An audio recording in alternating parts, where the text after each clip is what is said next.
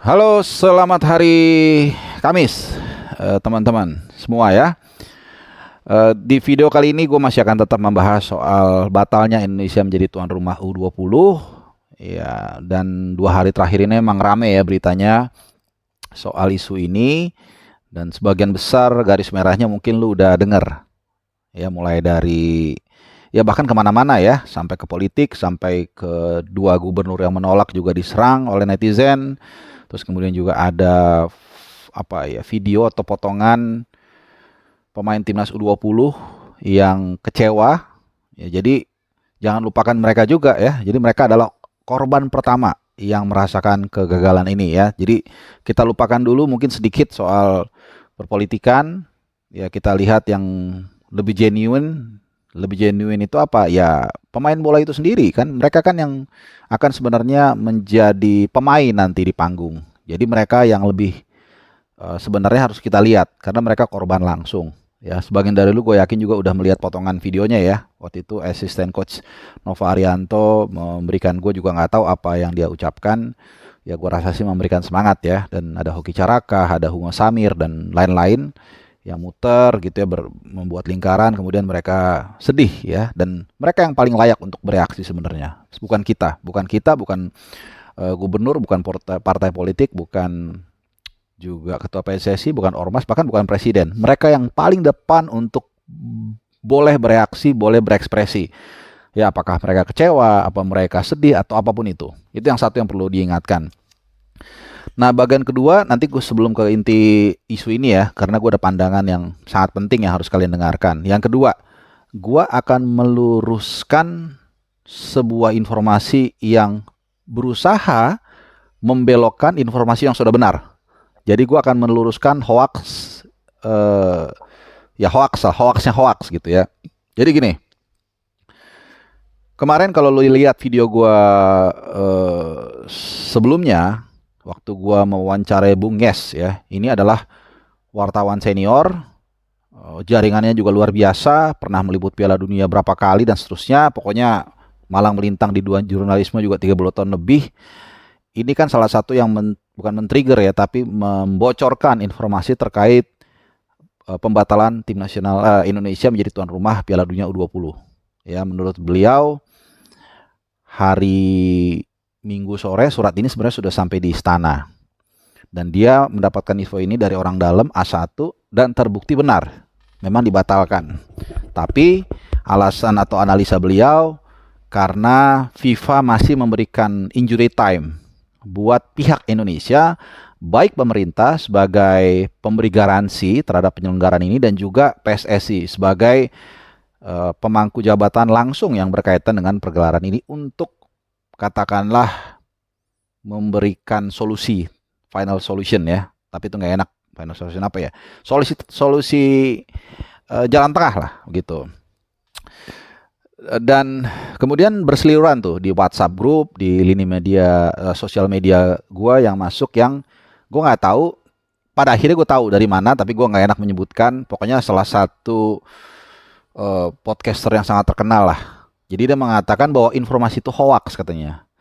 Jadi dia menyebarkan hoax dengan cara apa ya, memelintir informasi yang benar gitu. Karena Bung Yes ini yang gue katakan tadi, ini adalah jurnalis yang sangat senior, jaringannya kemana-mana gitu loh. Tapi memang dia tidak populer dan ternyata benar gitu. Jadi sekali lagi, kadang-kadang memang banyak sekali apa ya, sumber informasi yang kredibel, yang bisa dipercaya, yang punya jam terbang, tapi karena tidak populer, karena tidak bombastis, jadi tidak gaung gitu loh. Gitu ya. Jadi dia dikatakan bahwa informasi itu tidak benar, hoax, padahal benar dan terbukti apa namanya dibatalkan oleh FIFA. Itu satu. Yang kedua ya, jadi eh, memang perlu juga kalian untuk selektif dalam melihat sumber informasi. Jangan karena hanya terkenal, bombastis, jadi kalian terima bulat-bulat apa yang dikatakan dari sumber tersebut. Nah, kemudian kita maju ke depan. Ya, ini gue ngobrol santai aja ya sambil minum teh. kita semua udah tahu ya. Jadi kita resmi dibatalkan sebagai tuan rumah. Nah, satu yang perlu dicatat di sini adalah FIFA yang membatalkan. Karena apa? Karena dalam setiap penyelenggaraan, ketika memang sudah resmi, misalnya Indonesia ditunjuk, maka bola ada di FIFA sebenarnya. Bola ada di FIFA, otoritasnya ada di FIFA, tapi memang kita sebagai tuan rumah, sebagai penyedia tempat. Jadi kalau untuk dikatakan kena sanksi, mungkin iya, mungkin enggak. Tapi feeling gue kemungkinan enggak. Tapi kalaupun ada sanksi, mungkin enggak terlalu berat. Nah, tapi yang paling dirugikan adalah reputasi. Kemarin mungkin kemarin atau 2 hari lalu, itu Arya Sinulinga, salah satu exco PSSI, dia memberikan pernyataan dan gue rasa memang tepat. Selain pemain bola ya tersebut yang dirugikan, mungkin kalau ekonomi it's okay lah, 100 sekian miliar ya. Ya walaupun itu gede juga. Cuman yang paling dirugikan adalah reputasi kita. Jadi dia mengatakan, dan gua sangat setuju, jangan harap kita bisa menyelenggarakan Piala Dunia Senior, mungkin U21 atau Olimpiade ke depannya. Karena kan kita katanya berencana untuk menjadi tuan rumah Olimpiade. Gua nggak tahu mungkin 2032 atau 3 berapa, gue nggak tahu ya. Karena apa? Karena di situ akan mungkin ada Israel. Akan mungkin kembali terjadi penolakan. Jadi setiap IOC atau FIFA menyeleksi katakanlah di Indonesia, langsung ntar dulu. Lu kan bukannya yang waktu itu nggak jadi kan, yang gara-gara ya ada penolakan dari masyarakat dan seterusnya. Susah, jadi forget it ya. Nah, itu mungkin yang nggak disadari oleh kita semua. Padahal itu sangat penting ya. Lucunya, beberapa kali event olahraga, baik individu, terutama individu ya, sebelum ini itu banyak sekali, bukan hanya 1-2 kali, atlet Israel yang datang ke tanah air. Ada atlet sepeda beberapa waktu lalu main di velodrome, kemudian panjat tebing, gue lupa namanya siapa, dan kemudian nanti ada juga World Beach Sports kalau nggak salah di Bali. Nah ini bolanya jadi kemana-mana, jadi rame nih. Yang jelas Israel akan nanti tetap bermain Piala Dunia U20, bahkan kualifikasi Piala Eropa dan Piala Dunia, walaupun kemarin kalah dari Swiss. Palestina juga akan bermain, dan kita yang akan banyak dirugikan, ya itu jelas. Nah, terakhir kita sudah resmi dibatalkan jadi tuan rumah. Nah, sekarang gue akan menganalisa ke depan siapa kira-kira yang akan menjadi pengganti tuan rumah Piala Dunia U20 2023 ini.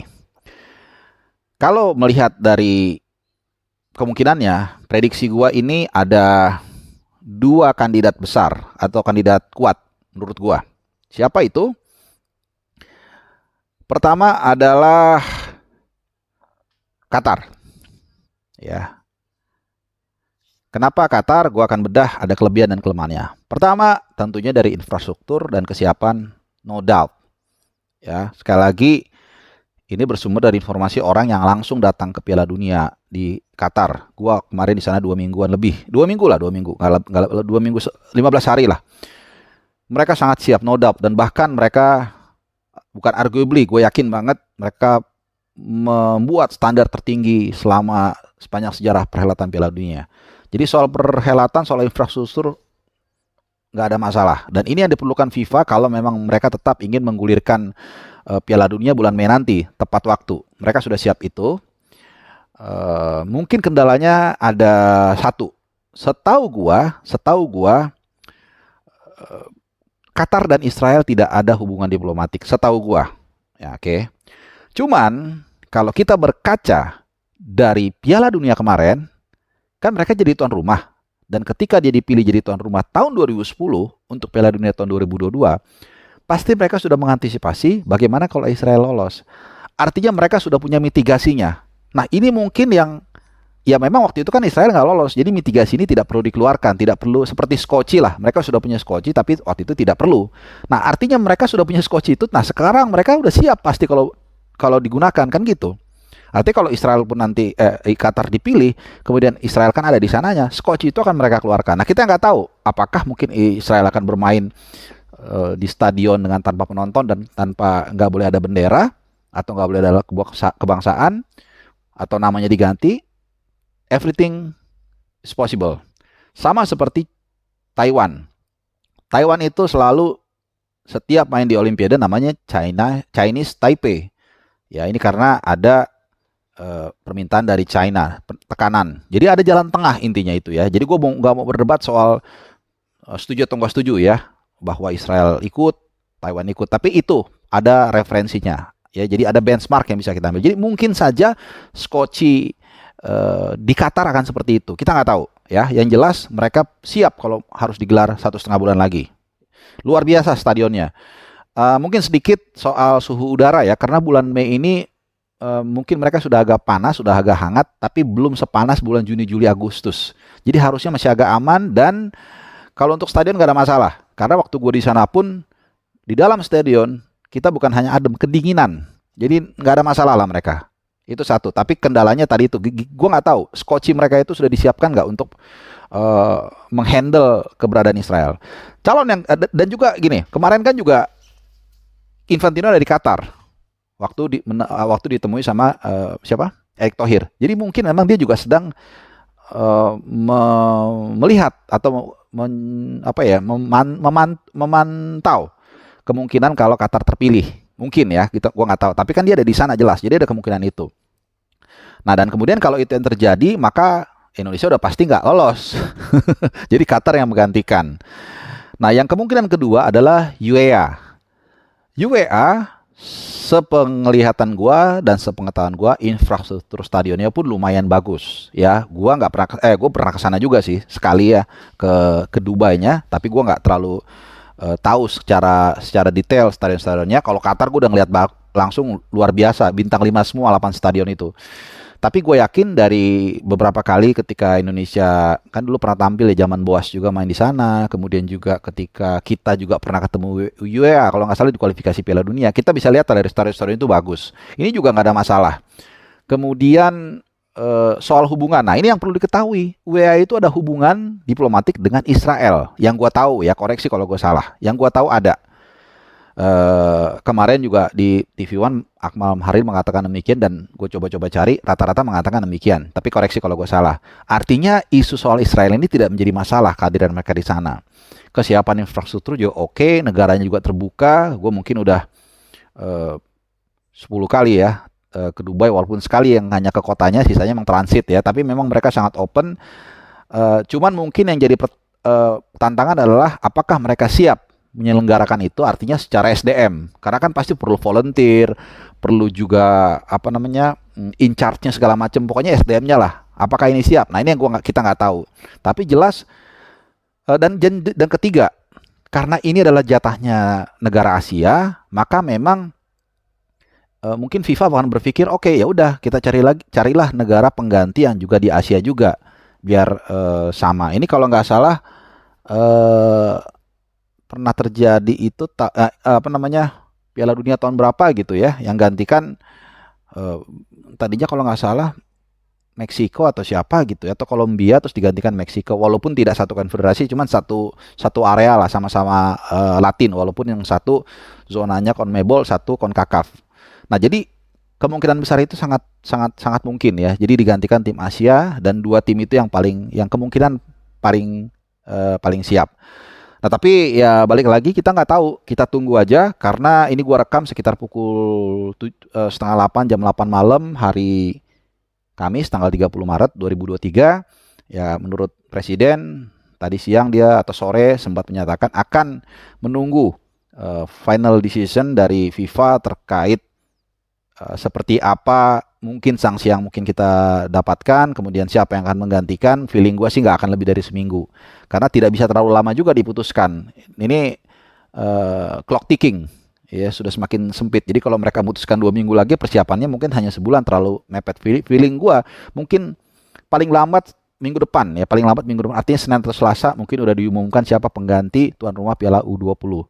Yang jelas Indonesia kemungkinan sudah pasti tidak akan bisa bermain dan siapapun nanti tuan rumahnya, kalau memang mereka ditunjuk dan tidak lolos sebelumnya, mereka dipastikan akan lolos dan Israel akan tetap bermain di sana, dan juga Palestina tetap akan main sepak bola. So, itu untuk sementara update gue terkait dengan kegagalan Indonesia menjadi tuan rumah Piala U20. Jadi sebelum gue tutup, gue ingin bertanya sama kalian ya. Menurut kalian, kalau orang mengatakan jangan saling menyalahkan, oh harus ditarik salahnya di mana? Seperti dokter, kalau lu nggak tahu salahnya di mana, sakitnya di mana, gimana lu tahu obatnya? Oleh karena itu gue mau tanya, siapa pihak yang paling bertanggung jawab atas kegagalan Indonesia di tuan rumah U20? Tinggalkan komen dan apa alasannya. Kita diskusi yang sehat ya. Terima kasih. Salam sehat.